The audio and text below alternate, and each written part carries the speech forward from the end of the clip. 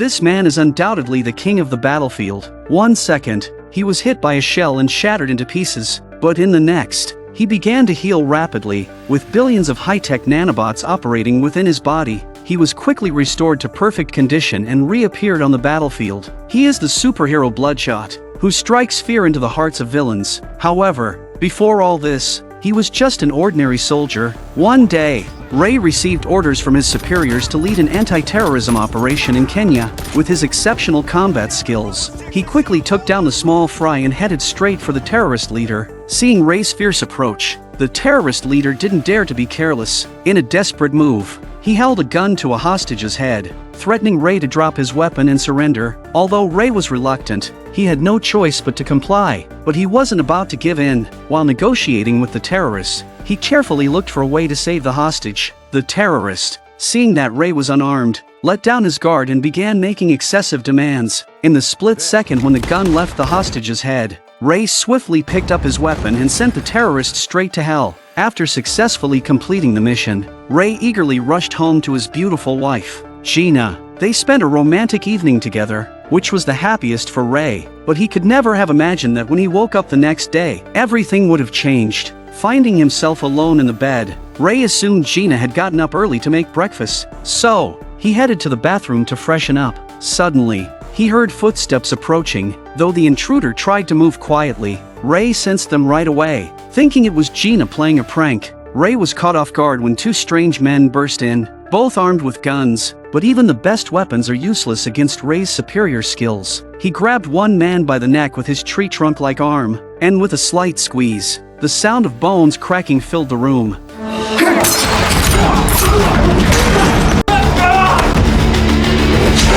The other man's head exploded as it smashed into the toilet. Ray immediately thought of his wife and rushed out of the bathroom. As he charged out, he accidentally knocked someone over, but there was no time for apologies. His wife's safety was his only concern. Suddenly, Ray's steps faltered, and he collapsed to the ground. The man Ray had just bumped into walked over, and Ray noticed him fiddling with a needle. It was then that Ray realized he had been outsmarted. As the drug coursed through his system, Ray gradually lost consciousness. When he awoke again, Ray found himself locked inside a slaughterhouse. The sudden attack made him start to think who could be seeking revenge on him. At that moment, the man who had injected him appeared, dancing in with a bizarre, jaunty step.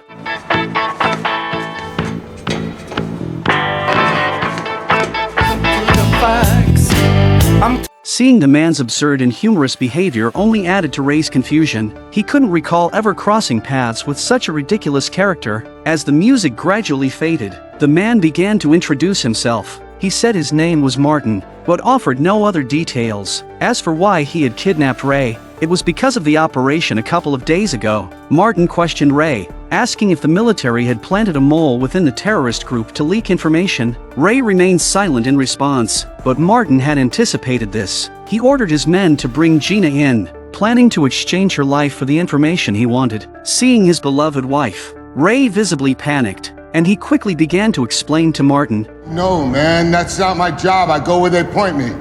Thugs. But Martin wasn't buying it. He picked up a tool, ready to start the torture. However, Ray truly didn't know. After a moment of hesitation, Martin made up his mind to kill. He took a long needle, the kind used to slaughter pigs in the slaughterhouse, and drove it through Gina's head.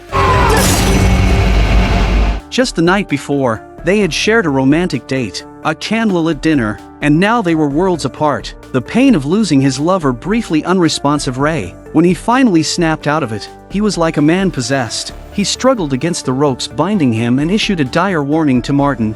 No, you're nothing. You don't even exist anymore.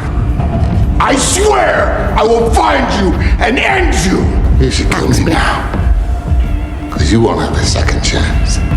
I promise you. Martin, seeing the fury in Ray's bloodshot eyes, knew Ray had the capability to make good on his threat. So, he turned off the music, pulled out a gun, and prepared to eliminate this dangerous threat. As the gunshot echoed, Ray died. But little did anyone know, this wasn't the end, it was the beginning of something new. This was now the third time Ray had woken up, but this time he found himself not only in a different place but also in different clothes. Strange sounds echoed in his ears. Subject awake and stable. Ray ripped the tubes out of his body and fell off the lab table. Just then, a beautiful woman appeared, gently soothing Ray's agitation. Ray was about to say something when his vision suddenly went black, and he passed out again. When he came to once more, he noticed that the woman was now accompanied by a man wearing glasses. The moment the man saw Ray, he seemed a bit excited, but Ray was confused, as he had no idea who these people were. The man said they didn't know each other, but welcomed Ray to RST. RST stood for Rising Spirit Technologies. The man introduced himself as Emil, a doctor at the research facility, and the woman was his colleague, KT. After a brief introduction, Emil began checking Ray's basic vital signs and asked him what he could remember about his past. Ray initially felt confident, but then his mind went completely blank. He couldn't even remember his own name. Seeing Ray's bewildered expression, Emil had no choice but to tell him the truth. Emil told Ray that he had died and was now a resurrected being. Emil told Ray that he was the first successful human subject in the Bloodshot project. Through the injection of experimental nanotechnology, he was resurrected and gained the ability to heal. Ray found it all a bit ridiculous. He thought this wasn't a research center but a mental hospital, and that the doctor himself was crazy. Seeing Ray's disbelief, Emil decided to show him the truth. RST's research covered a wide range of areas, including exoskeleton reconstruction and neural repair techniques, but Ray was the most special of them all. Emil said he was the greatest proof of human achievement in history. To prove it, Emil suddenly sliced open Ray's palm, but before Ray could react with anger, he was met with a sight that left him utterly shocked. Ray was shocked to see a dense black mass wrapped around his hand. They intuitively enhance your biology. Most notably, they react very quickly to catastrophic injury, rebuilding damaged tissue.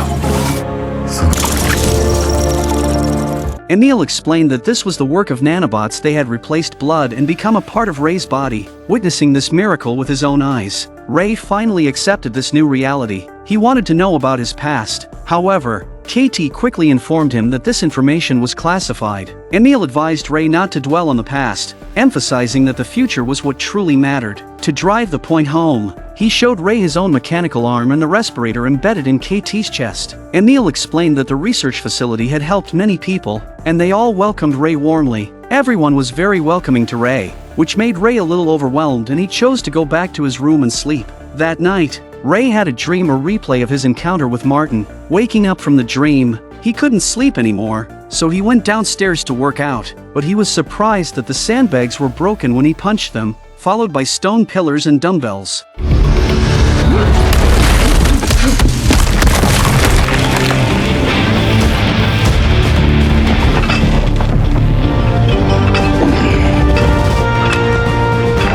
It was then that Ray realized just what kind of power this technology had given him, but his initial excitement gradually turned into confusion. He didn't know who he was, nor could he remember the scenes from his nightmare. Just then KT came out of the pool. She heard Ray's nightmare and gave him a soothing remark.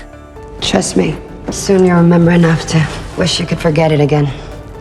They decided to numb themselves with alcohol, hoping for a good night's sleep, but as soon as Ray took a sip, he felt something was off. A woman's voice echoed in his ears, followed by the image of the dancing man. His memories, chaotic and fragmented, flashed through Ray's mind like a disjointed film. His emotions spiraled out of control, and no matter how much KT called out to him, it was no use. Suddenly, the sound of gunfire from his memories interrupted Ray's thoughts, and he became calm again. He realized why his body had been donated. He had no surviving relatives. Remembering his past, Ray left the research facility. When Emil found out, he was furious and immediately initiated a real-time communication.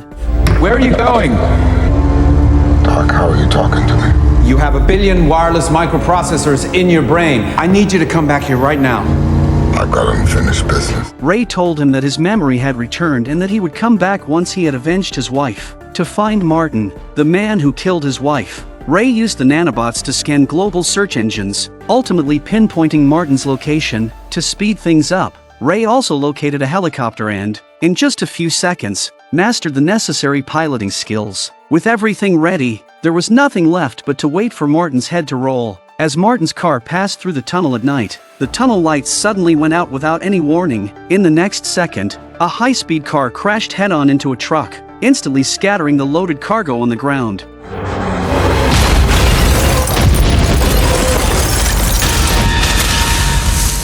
The two totaled vehicles blocked the road completely. The bodyguards immediately got out to check and found their men dead, but the truck driver had vanished. Just then, a figure emerged from the darkness. It was Ray, coming for revenge. He located Martin's car with precision and began firing wildly.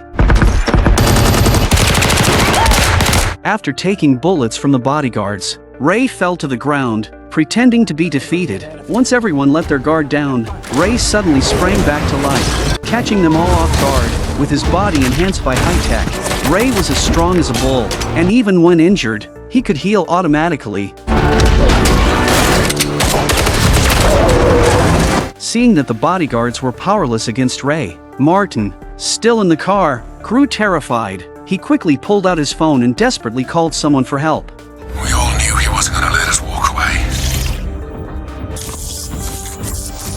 Just let the professionals we hired handle it.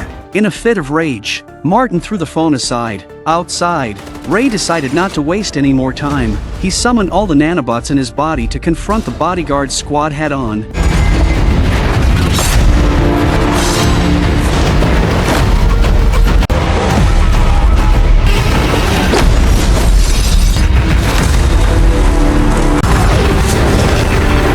Martin began to regret his actions, but there was no turning back now. Suddenly, two circles were cut into the car window, and Ray's eyes peered through them. Martin was so frightened that he stumbled back, quickly locking the car door. The bodyguard driving the car fired a shot that grazed Ray's mouth, but in the next second, Ray was fully healed. Martin sensed that his end was near, but even in his final moments, he didn't forget to drag Emil down with him.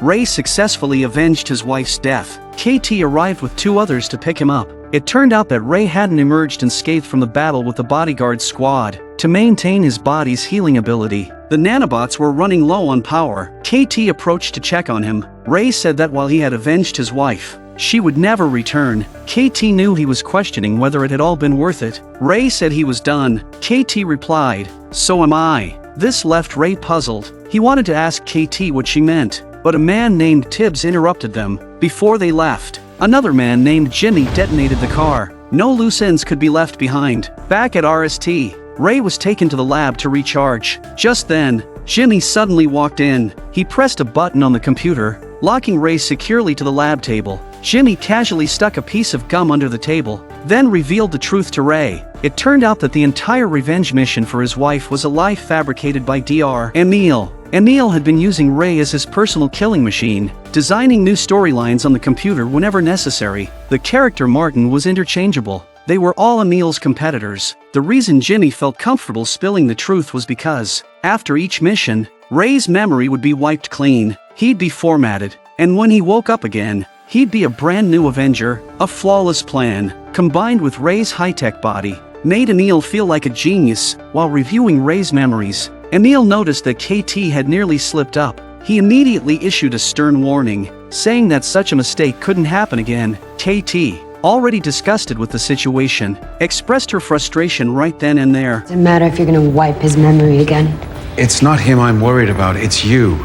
Everything we do here specifically serves a purpose. The training, the alcohol, the nightmare. I know the script, Harding. Well, would you stick to it? She argued that it was unfair to Ray, but Emil coldly replied that if she didn't like his methods, she could leave at any time. But after some internal conflict, KT chose to compromise. Her life depended on the respirator, leaving her no choice but to obey. The technicians began replacing the next Martin. This time, it was Nick, the same person Martin had called for help earlier. Nick was once Emil's classmate and is now his competitor. After everything was set, Ray was successfully revived once again. The same routine, the same story. Emil didn't even bother to change a single line. When Ray storms out of the building to avenge his non-existent wife, Emil once again plays a master showman, trying to dissuade him via real-time communication. But there was one thing Emil hadn't accounted for. Nick was not like the previous Martin. He had made thorough preparations before Ray's arrival. If Emil wanted to play the technology game, Nick decided to fight back with a programmer of his own. Meanwhile, Ray arrived in England. As soon as he stepped onto Nick's turf and announced his mission, the bodyguards immediately shot him dead. The lab staff were puzzled by how Ray had suddenly become so weak. Only KT knew he was faking it, but their smiles quickly vanished. Emil's programmer, Eric, became incredibly excited the moment he saw the other programmer, Wiggins. Wiggins was a legend in the coding world, the first to develop a stable two-way interface. This time, after partnering with Nick, Wiggins had created a weapon specifically designed to target the nanobots. When Emil heard that his billion-dollar project was using Wiggins' open-source code, he was furious, practically ready to pull out Eric's hair strand by strand. Meanwhile, on Nick's turf in England, Ray repeated his old trick playing dead, then launching a sneak attack. Wiggins handed a controller to Nick, saying it was the key to victory. Seeing how well prepared Nick was, Emil began to panic, fearing Ray would be destroyed, and tried to recall him, but as soon as Emil issued the command, Wiggins intercepted it. He tried several more times, but the results were the same. After taking care of the bodyguards, Ray found Nick, determined to avenge his wife once again. Seeing that Ray was blinded by rage, Nick immediately pressed the controller, but to his surprise, nothing happened, because Wiggins gave him a controller that must be at 100% before it can function. Just like that, Nick's life was taken, with the mission seemingly complete. Emil relaxed in front of the screen, but just then, Wiggins pressed another controller. As Ray was about to leave, the nanobots in his body suddenly stopped working, causing him to collapse as his energy drained away. The entire area was plunged into darkness as everything within a few miles was disrupted. At the research facility, Emil was in a state of panic as the screen went dark, but he was completely powerless against the master programmer. Wiggins shocked Ray awake with an electric jolt, looking quite satisfied, but in the next second, Wiggins grew fearful and quickly began to explain. It turned out that Wiggins wasn't working for Nick but had been kidnapped by him.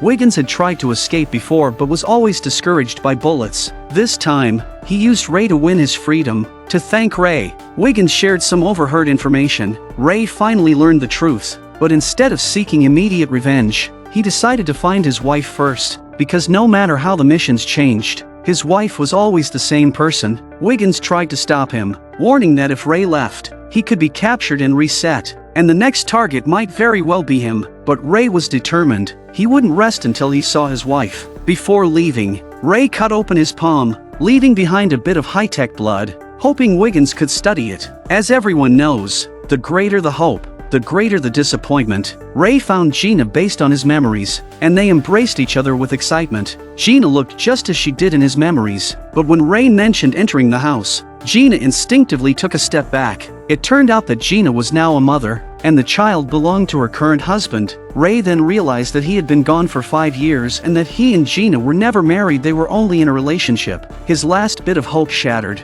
Ray left in disappointment. He drove aimlessly through the streets, unsure of which of his memories were real, but before he could drown his sorrows, he collided head-on with a car from the research facility. After saying hello with special bullets, a chase ensues. Tibbs, equipped with the ability to connect to satellite surveillance, launched a drone into the sky. The map was instantly transmitted into his mind. Everything from large buildings and gas stations to small alleyways and trash cans was crystal clear. Once Tibbs locked onto Ray's position, he immediately related to the pursuing Jimmy. While horses might tire from running without grass, Jimmy's high-tech legs never would. Their seamless teamwork was on par with clairvoyance and sharp hearing.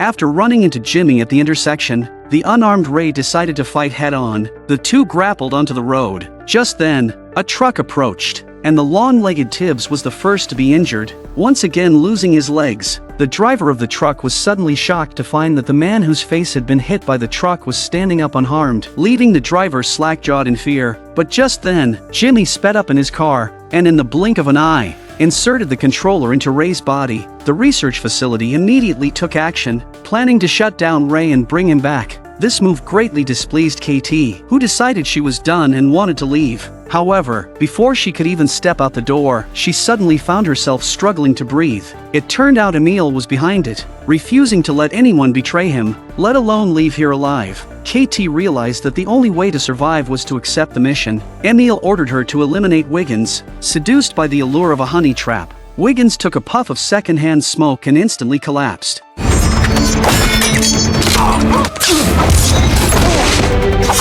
With his bodyguards quickly taken out as well. Meanwhile, Back at the research facility, Ray met Emil. Despite knowing the full truth, Emil remained as calm as ever. The surroundings begin to change under the effect of the code, but Ray's anger remains unabated. Ray confronted Emil, demanding to know why he had been used and why he was being forced to kill. However, the answer he received was, "Make you kill Ray. You've always done that. I just cleared the path. I freed you to be your best. There's nothing left for you out there. Nothing. In here, you get to be the best version of yourself." Those who manipulate and those who are manipulated stand on opposite sides of reason. They can never truly understand each other. Naturally, their conversation ended in failure. At that moment, KT returned, informing Emil that the mission had failed and that Wiggins had fled after getting wind of the plan. KT's lifeblood is in his hands, and Emil trusts her not to lie. So, Emil decided to run the script again, framing Wiggins for the murder of Ray's wife. Upon hearing this, KT became deeply concerned. So, when no one was watching, she sneaked into the lab, inserted a USB drive, and entered Ray's nightmare to interfere manually. By the time Emil noticed something was wrong, KT had already found Ray in the dream. Ignoring the furious shouts outside the door, she spoke to Ray in a serious tone, telling him she was about to do something she should have done a long time ago. With that, KT pressed the controller. Meanwhile, Wiggins appeared in the underground parking lot of the research facility. It turned out that he had been acting the whole time, merely to collaborate from the inside for a better operation. Wiggins loaded the equipment into the truck's cargo compartment, then hacked into RST's system. Since the system was based on his open source code, Wiggins found it ridiculously easy to manipulate. Eric noticed the anomaly, and then a confrontation between the two began. Okay. My son. No. In the end, Eric was no match for Wiggins. As the dream began to collapse, Ray also woke up. In retaliation for KT's betrayal, Emil manipulated the mechanical arm to shut off her respirator, but Wiggins had anticipated this and had already tampered with it. Freed from Emil's control, KT tossed out a smoke grenade. It wasn't that she didn't want to kill Emil, but the timing wasn't right yet. Jimmy and Tibbs received orders to pursue Ray again, with instructions to take him out if necessary, to ensure the plan's success. Wiggins connected to the nanobots in Ray's brain and began communicating with him in real time. However, Ray interrupted after just a few words, saying he had something to do. Left with no choice, Wiggins redirected his efforts and guided KT to perform a quick data format. KT threw out a bomb to take care of the situation. Jimmy encountered Ray, and after losing his legs in their last fight, he had now equipped himself with mechanical arms. As the two began to battle, Jimmy gained the upper hand with the advantage of his 4 arms. Both Jimmy and Ray eventually fell, landing on the top of an elevator, and Tibbs, who had just arrived, jumped down without hesitation. Keep him busy! Ray was knocked down by their combined force, but using his physical advantage, he quickly moved to another elevator. Seeing this, Jimmy quickly utilized his mechanical arms and caught up in no time. Ray was once again knocked down, and the immense impact finally caused the already battered elevator to fail completely. Ray was left hanging in midair, while Tibbs, with nothing to grab onto, began to slowly slip backward. At that moment, Jimmy finally arrived, but instead of helping Tibbs, he cut the elevator cable. Seeing such a despicable act, Ray's anger erupted. He channeled all his strength into his arms and leaped up, grabbing Jimmy and pulling him down together. The nanobot energy within Ray was fully activated, allowing him to sever Tibbs' mechanical arm with his bare hands.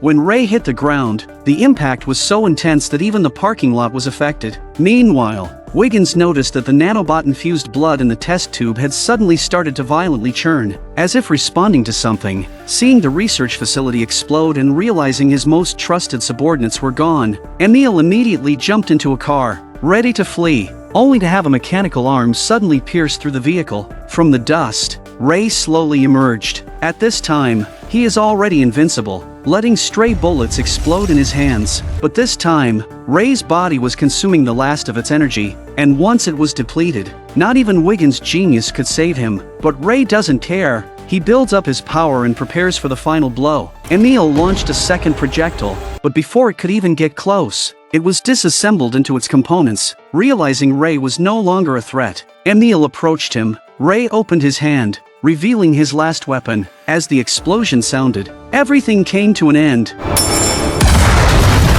But Ray woke up once more, this time not due to a programmed restart but thanks to Wiggins. As the sun set, two hands clasped together tightly, with the past destroyed along with the program. The future now held the promise of uncertain beauty.